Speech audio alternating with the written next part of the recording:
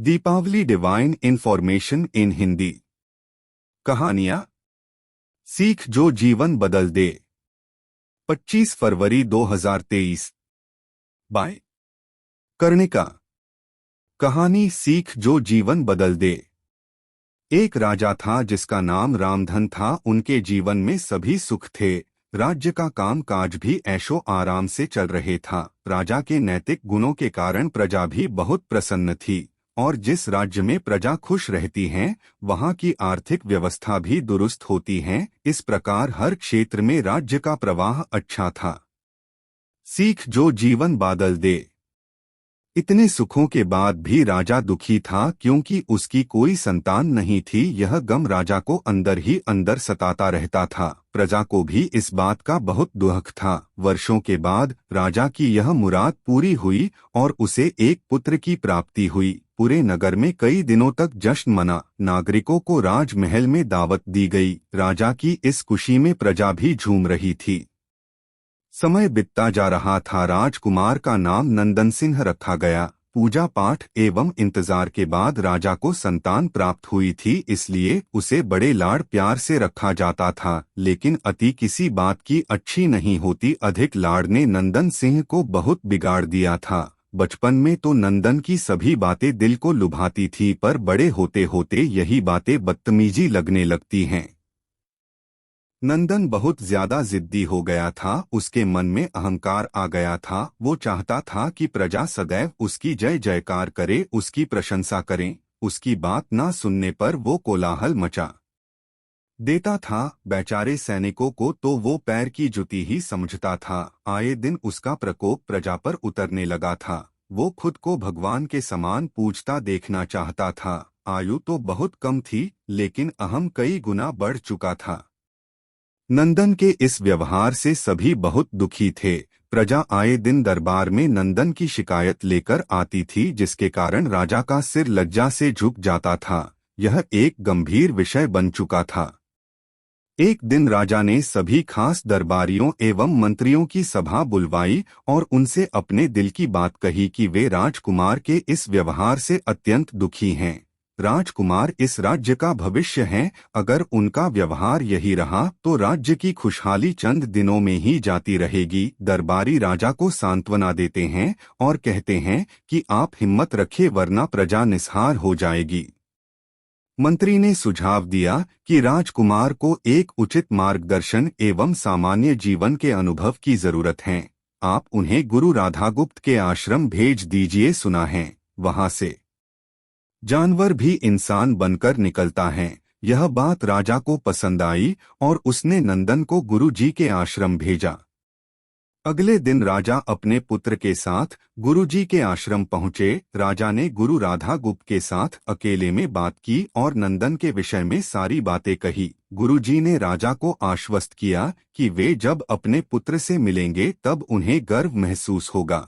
गुरु जी के ऐसे शब्द सुनकर राजा को शांति महसूस हुई और वे सहर्ष अपने पुत्र को आश्रम में छोड़कर राजमहल लौट गए।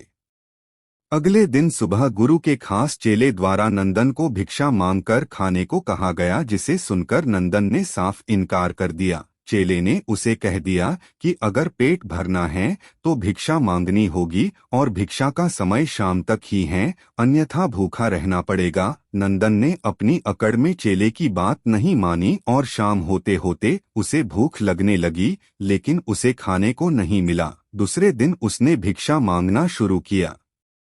शुरुआत में उसके बोल के कारण उसे कोई भिक्षा नहीं देता था, लेकिन गुरुकुल में सभी के साथ बैठने पर उसे आधा पेट भोजन मिल जाता था। धीरे धीरे उसे मीठे बोल का महत्व समझ आने लगा और करीब 1 महीने बाद नंदन को भर पेट भोजन मिला, जिसके बाद उसके व्यवहार में बहुत से परिवर्तन आए। इसी तरह गुरुकुल के सभी नियमों ने राजकुमार में बहुत से परिवर्तन किए, जिसे राधा गुप्त जी भी समझ रहे थे। एक दिन राधा गुप्त जी ने नंदन को अपने साथ सुबह सवेरे सैर पर चलने कहा। दोनों सैर पर निकल गए। रास्ते भर बहुत बातें की। गुरु जी ने नंदन से कहा कि तुम बहुत बुद्धिमान हो और तुम में बहुत अधिक ऊर्जा है, जिसका तुम्हें सही दिशा में उपयोग करना आना चाहिए। दोनों चलते चलते एक सुंदर बाग में पहुंच गए। जहाँ बहुत सुंदर सुंदर फूल थे जिनसे बाग महक रहा था, गुरुजी ने नंदन को बाग से पूजा के लिए गुलाब के फूल तोड़ने कहा। नंदन झट से सुंदर सुंदर गुलाब तोड़ लाया और अपने गुरु के सामने रख दिए। अब गुरुजी ने उसे नीम के पत्ते तोड़कर लाने कहा। नंदन वो भी ले आया। अब गुरुजी ने उसे एक गुलाब सूंघने दिया और कहा, बताओ कैसा लगता है। नंदन ने गुलाब सूंघा और गुलाब की बहुत तारीफ की। फिर गुरुजी उसे नीम के पत्ते चखकर उसके बारे में कहने को कहा। जैसे ही नंदन ने नीम के पत्ते खाए उसका मुंह कड़वा हो गया और उसने उसकी बहुत निंदा की और जतर कतर पीने का पानी ढूंढने लगा। नंदन की यह दशा देख गुरुजी मुस्कुरा रहे थे। पानी पीने के बाद नंदन को राहत मिली। फिर उसने गुरुजी से हंसने का कारण पूछा। तब गुरुजी ने उससे कहा कि जब तुमने गुलाब का फूल सूंघा तो तुम्हें उसकी खुशबू बहुत अच्छी लगी और तुमने उसकी तारीफ की, लेकिन जब तुमने नीम की पत्तियां खाई तो तुम्हें वो कड़वी लगी और तुमने उसे थूक दिया और उसकी निंदा भी की।